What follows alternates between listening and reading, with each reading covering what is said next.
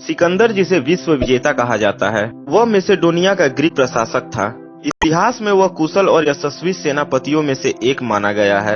अपनी मृत्यु तक वह उन सभी भूमि में से लगभग आधी भूमि को जीत चुका था जिसकी जानकारी प्राचीन ग्रीक लोगों को थी। सिकंदर सारी दुनिया को जीतता हुआ भारत के उत्तर पश्चिम में व्यास नदी तक आ पहुंचा, लेकिन फौज ने आगे बढ़ने से इनकार कर दिया। मजबूर होकर सिकंदर को वापस लौटना पड़ा। दोस्तों, हम दो घटनाओं के बारे में बात करेंगे जो सिकंदर के मृत्यु से पहले घटी थी। दोस्तों, पहली घटना के अनुसार सिकंदर जब अपने दल के साथ भारत की ओर आ रहा था तो उसने रास्ते में देखा कि एक साधु योग में खोया हुआ है।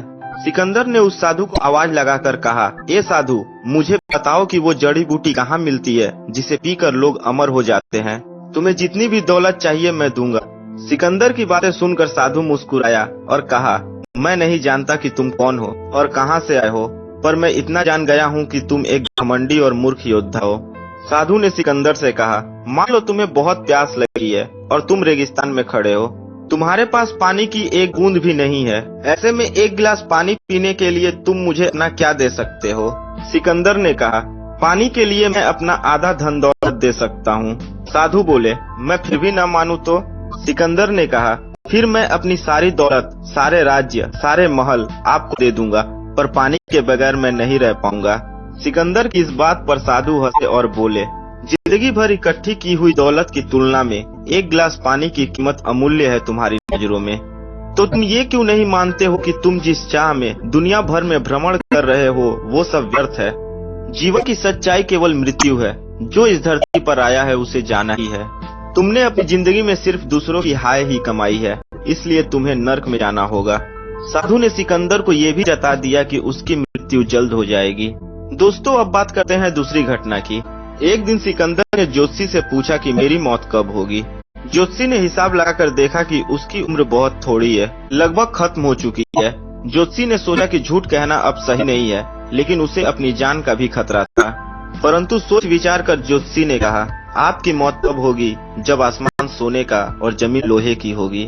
सिकंदर खुश हो गया और कहने लगा, तब तो कोई फिक्र की बात ही नहीं है, क्योंकि ना तो आसमान सोने का होगा और ना ही जमीन कभी लोहे की होगी, इसलिए मैं कभी मरूंगा ही नहीं। जब सिकंदर महान पश्चिमी फारस जाते हुए सिस्तान के रेगिस्तान से गुजर रहा था तो उसे मलेरिया हो गया। पीछे पीछे फौज चल रही थी और वजीर साथ में था। जैसे जैसे वह आगे बढ़ता गया वैसे वैसे बुखार तेज होता गया। फौज काफी पीछे रह गई थी। सिकंदर ने वजीर से कहा, वजीर, मुझे तो बुखार हो गया है। वजीर ने कहा, बादशाह सलामत 2-4 मील आगे चलो, कोई पेड़ आ जाएगा तो वहाँ आराम किया जाएगा। जब आगे गए तो बुखार और तेज हो गया। सिकंदर ने वजीर से कहा, मुझसे यह बुखार अब बर्दाश्त नहीं हो रहा है। और सिकंदर महान घोड़े से उतर गया और बोला, यह लो घोड़े को पकड़ो, मैं आगे एक कदम भी नहीं चल सकता। वजीर के पास कुछ भी नहीं था सिकंदर के नीचे बिछाने के लिए। वजीर ने अपना लोहे का कवच उतार कर बिछा दिया और सिकंदर उस पे लेट गया। दोपहर का समय था, गर्मी बहुत जोरों से पड़ रही थी और पेड़ों का कहीं नामो निशान तक नहीं था। वजीर छाया के लिए क्या करता? उसने छाया के लिए सिकंदर के ऊपर सोने की ढाल रख दी। बादशाह सोचने लगा कि ज्योतिषी का बात सच हो गया। इस समय जमीन लोहे की है और आसमान सोने का, शायद अब मौत होगी।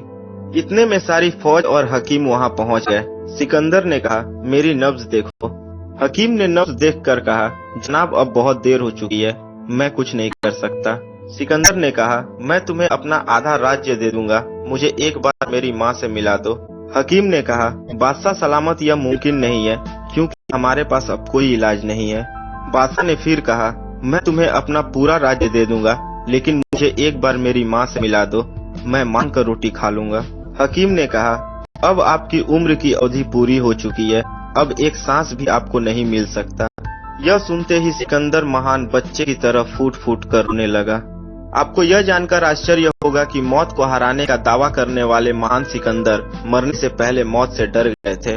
सिकंदर को पता चल गया था कि जीत, धन, दौलत, अहंकार, घमंड सिर्फ एक झूठ है, जबकि सत्य सिर्फ मृत्यु है। इसलिए महान सिकंदर ने दुनिया को संदेश देने के उद्देश्य से अपनी इच्छाएं जाहिर की थी। सिकंदर ने अपने महामंत्री को ये आदेश दिया था कि मरने के बाद उसकी ये 3 इच्छाएं जरूर पूरी की जानी चाहिए।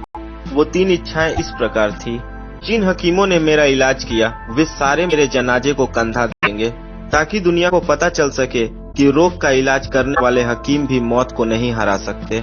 जनाजे की राह में वो सारी दौलत बिछा दी जाए जो मैंने जिंदगी भर इकट्ठा की थी, ताकि सबको ये पता चल सके कि जब मौत आती है तो ये दौलत भी काम नहीं आती।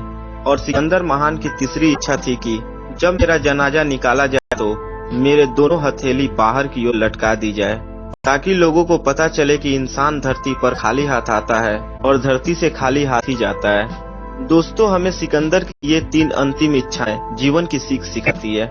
इस जीवन के लिए हमें मालिक का धन्यवाद करना चाहिए, क्योंकि हर एक सांस बहुत कीमती है। लेकिन हमें यह भी नहीं भूलना चाहिए कि मृत्यु निश्चित है, इसलिए जीवन को सदा अच्छे कार्य में लगाना चाहिए।